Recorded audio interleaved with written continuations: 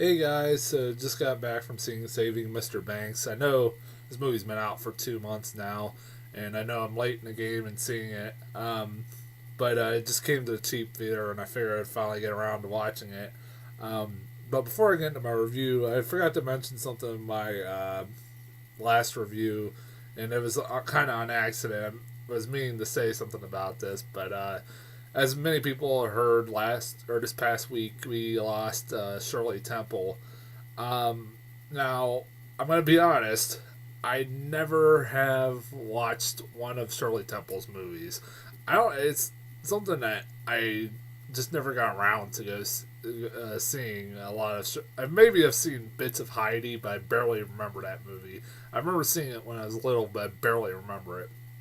But other than that, I haven't really seen any other Shirley Temple movies. I'm not going to pretend that I'm a big fan of hers and stuff like that, but obviously I know who Shirley Temple is. I mean, you have to be an idiot uh, to not know who Shirley Temple is, especially if you're a movie fan like me, and her contributions to film. She's the most famous child actor that ever lived, and I was hearing some pretty cool stories about her after she died, and she seemed like a really genuinely cool person. And it was kind of funny to find out she was like in politics later in life. I found that kind of funny. But yeah, it's definitely a big loss to Hollywood, even though she's been retired for over, I don't know, 60. If she was retired for about 50 years before she died. Yeah, it sucks to hear about that. But anyways, rest in peace, Shirley Temple, and let's get on to my review. um, Now, with Saving Mr. Banks, this movie is a movie that I was kind of interested in watching. This looked like it was going to be a pretty fun flick. I kept getting the trailers like for a couple months. And I thought generally I got the trailers for this actually like back in the summer, and the trailer kind of intrigued me, especially the fact that you had fucking Tom Hanks playing Walt Disney. I remember when I first saw the trailer for this movie and Tom Hanks popped up as Walt Disney. I about spit out my pop. I'm like, okay. All right. That was kind of my reaction. Like, all right, I kind of buy it. It looked like he was having the time of his life playing this role, and he looked like he was having fun doing it, and he looked like he could be able to pull it off. I mean, it's Tom Hanks. If you need a charismatic guy to play Walt Disney, and Tom Hanks is fucking charismatic as hell. So, I mean, I said I could buy it. It's like one of those roles I could buy it. He's the only actor so far to date to have played Walt Disney, which is really weird. I even liked the mustache that he had in trailers. I thought it looked pretty funny. I was like, well, he's trying to look the part at least. Even though he really doesn't look anything like Walt Disney. But I was kind of intrigued by it. Also, I was intrigued by it because I kind of researched the story a little bit, and I found out, there's a lot of truth to what this movie's talking about. How Phil Travers wasn't really impressed with the film during the making, and really wasn't approving of almost anything. And I thought if it was given, if it was done right, this could be a really intriguing movie. About the making of a very classic Disney movie and all the problems that happened during it. You know what? Now that I've seen it, I can honestly say I didn't love it as much as I thought I would, but it's still a pretty dang good movie. It is a pretty solid flick. It is enjoyable. It is it is a kind of a quirky kind of movie. It also is kind of very dark.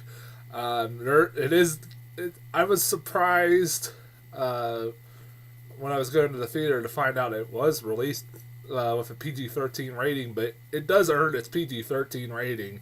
It does have some dark moments in it. But overall, the movie is pretty dang good and a pretty solid film. The thing that really makes this movie good, in my opinion, is the performances, particularly Emma Thompson.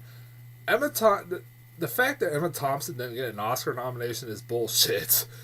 She's fucking fantastic in this movie.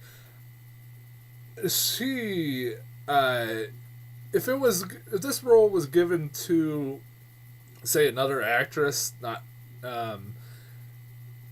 the character of P.L. Travers wouldn't have been as likable as Emma Thompson comes across, because P.L. Travers, for all intents and purposes, was kind of a bitch in some ways, and was very difficult to work with. They show you that. She kind of was just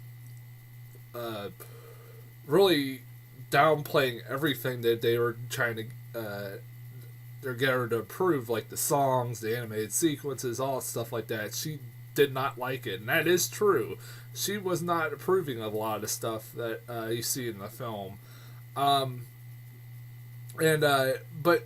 you also, what I like about her character is that you kind of see her motivations as to why she is so deeply concerned about how the story of Mary Poppins is adapted since it's her baby, and also it hits very close to home to her, as you see through flashbacks of her childhood. And these flashbacks of her childhood basically inspire her to write this book.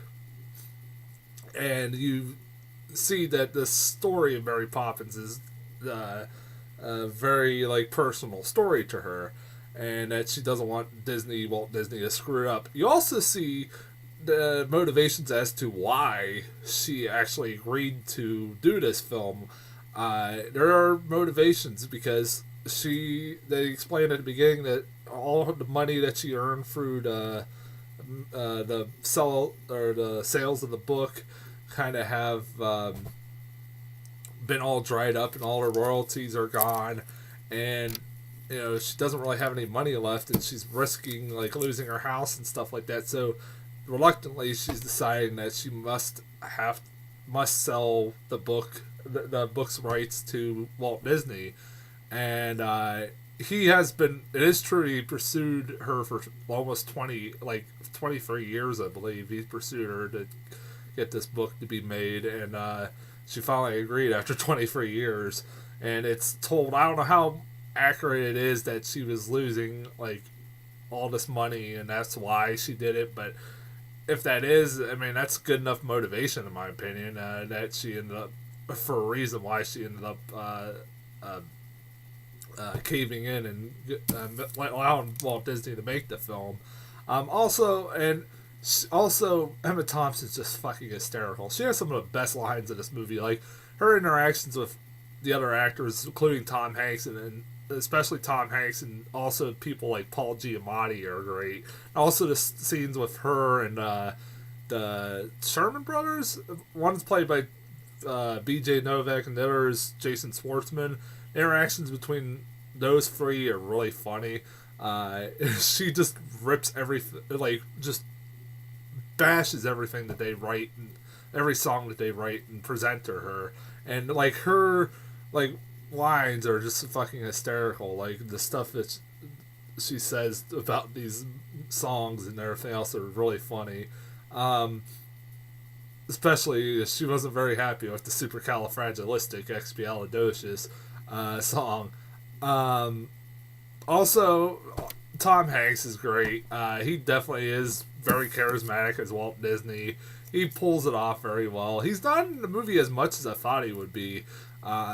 It's more Emma Thompson's movie than Tom Hanks' movie, but he is good. The scenes that he's in, he's very good in it. He's convincing as Walt Disney, no doubt. I also really liked people like Paul Giamatti. Paul Giamatti was the limo driver for Emma Thompson. He drove her around all over Los Angeles, and they kind of grew a pretty nice little relationship. I don't know if this person was a real person, but he's really good in this movie. I have any time of day for fucking Paul Giamatti. I love Paul Giamatti in this movie.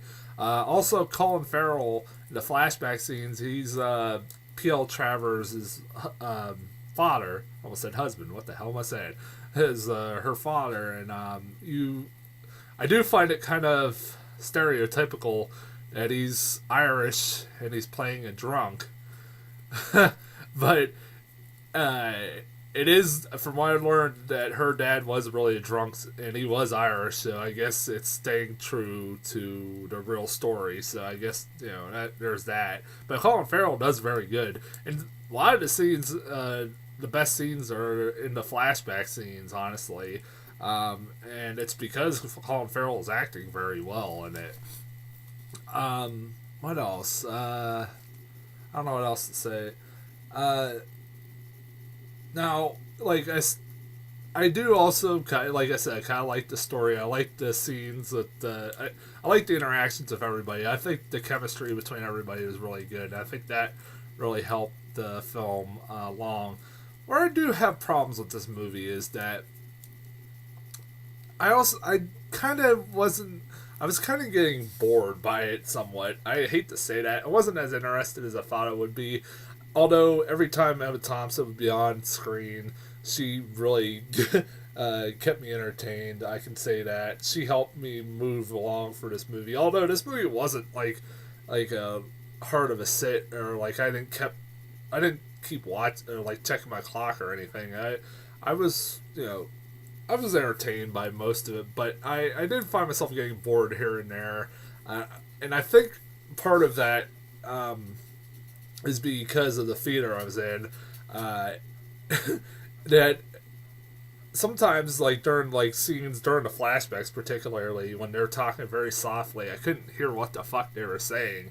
I think it was just audio or the speakers in the theater that kind of took me away from the movie.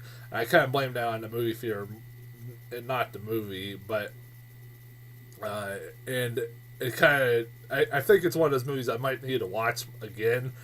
Maybe I'll like it again more than I liked the first time. I'm not saying this is a bad movie, but I'm just saying I didn't find it as interesting as I thought it would be in some parts. Also, if I really were to give something that that was a big complaint for me, something that I can complain about, is that this movie does sugarcoat some of the story a little bit. I actually did some research about the story beforehand, and apparently, P.L. Travers, when she went to the premiere of the, first off, she wasn't invited to the premiere of the movie, which they do show in the movie that she wasn't actually invited initially towards the premiere, but she actually had to ask Walt Disney for permission to go to the premiere, which does happen in the movie. I'll give the movie credit there. But also, P.L. Travers, when she went to the premiere of the movie, wasn't happy with the movie at all. She particularly wasn't happy with the animated sequences, which they do show in the movie. I'll give them credit there.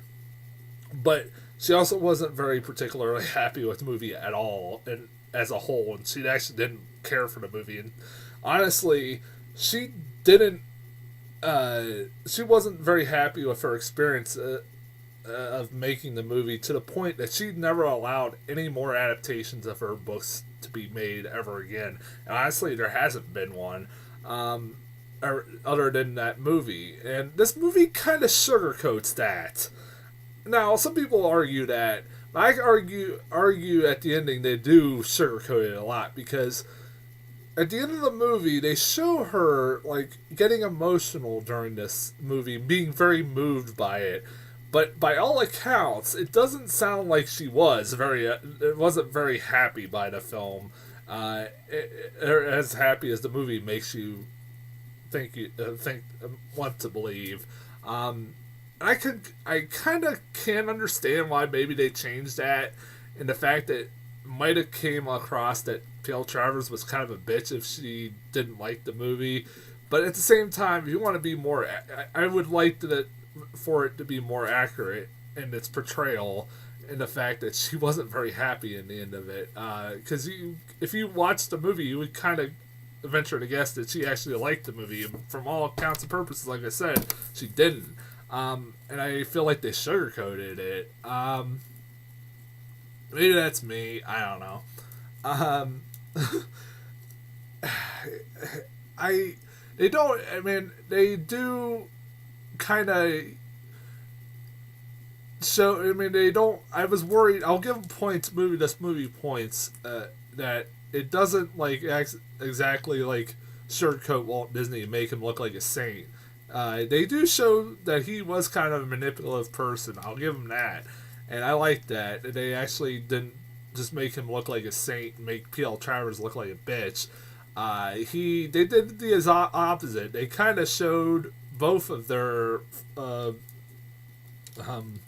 personalities, even their bad sides to their personalities, in equal ways. And I like that. That they were both very hard, or very difficult people to work with, in a lot of ways. And I